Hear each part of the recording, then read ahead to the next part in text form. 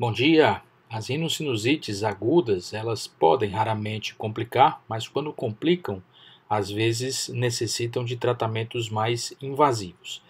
Esse é o caso de uma jovem que complicou da sua rinocinusite aguda com um quadro de celulite periorbitária. Então, na cirurgia, ela não estava respondendo muito bem aos antibióticos e numa abordagem multidisciplinar junto com a neurocirurgia, com a oftalmologia e com a pediatria, foi decidido por fazer a cirurgia, a abertura dos seios da face, de todos eles, até porque todos eles estavam velados, né, nesse quadro de complicação dessa rinocinusite aguda, e de uma descompressão orbitária para evitar maiores complicações visuais. Então, a cirurgia começa com a soltura do septo, a gente já soltou o septo, e isso é muito importante para que a gente tenha espaço no meato médio para trabalhar.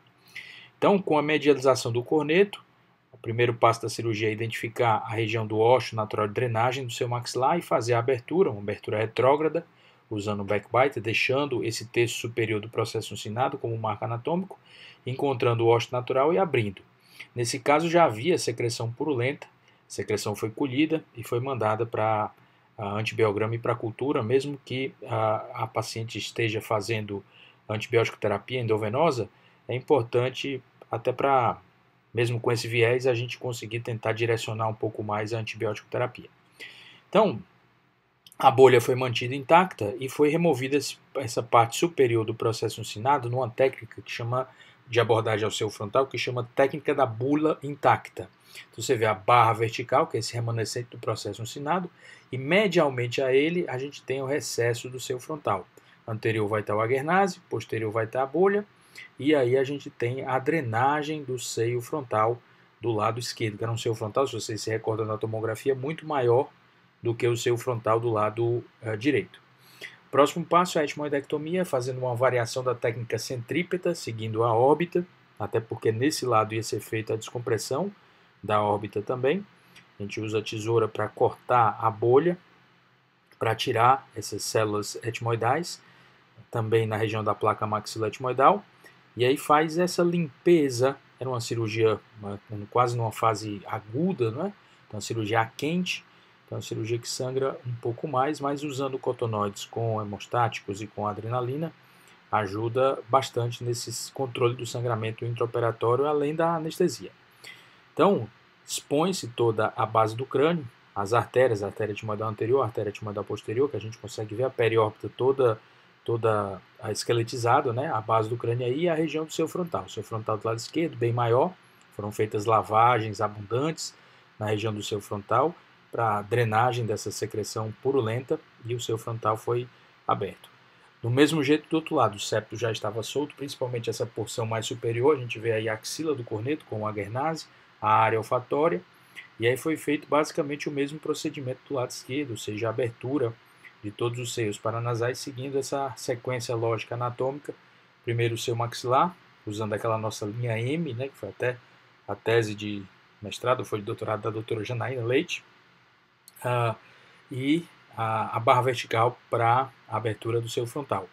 A linha M foi descrita, se não me engano, em 2020, né, um trabalho capitaneado pela doutora Janaína, e a barra vertical em 2009. Trabalhos que estão publicados, estão indexados no PubMed, né? Só procurar Vertical Bar ou M-Line. M-Line para o seio maxilar e Vertical Bar para o seio frontal. Então, é feita aquela remoção do terço superior do processo uncinado, exposto à barra vertical, Vertical Bar, e aí usando-se a barra vertical que está aí, ó, medial a ela, fraturando no sentido de medial para lateral, fraturando o agernase, e aí você entra no seio frontal. Né? O seio frontal desse lado direito, bem menor do que o seio frontal do lado esquerdo. Essa com a bolha ainda intacta. Você vê que a bolha etimoidal não foi destruída nesse momento. Por exemplo, se o paciente tivesse uma doença só no seio frontal, não precisava fazer aquela técnica clássica com a etimoidectomia completa. Aí você vem de trás para frente para abrir o seio frontal. A etimoidectomia, né, usando a tesoura, fazendo uma variação da técnica centrípeta. E agora a abertura do seio esfenoidal, localizando o corneto superior e entrando entre o corneto superior e o septo, na região do recesso esfenoidal, para a abertura desse seio esfenoidal e a drenagem dessas secreções também no seio esfenoidal do lado direito. e depois no seio senoidal do lado esquerdo também utilizando o cornete superior como marca anatômica, tá aí ele, o cornete superior, e entre o cornete superior e o septo a gente tem a região do ósseo natural de drenagem, e que é aberto com facilidade e que a gente pode inspecionar depois com endoscopia dentro desse seio senoidal, depois de lavado, depois de aspirado, né? Então, a gente consegue ver, nesse caso tinha uma anatomia muito legal, de conseguir ver o recesso carótico óptico, a região do nervo óptico e tal. Então foi uma abertura bem tranquila do seio esfenoidal. E a gente vê aí ó, o nervo óptico e ali embaixo o recesso carótico óptico, né, dessa criança.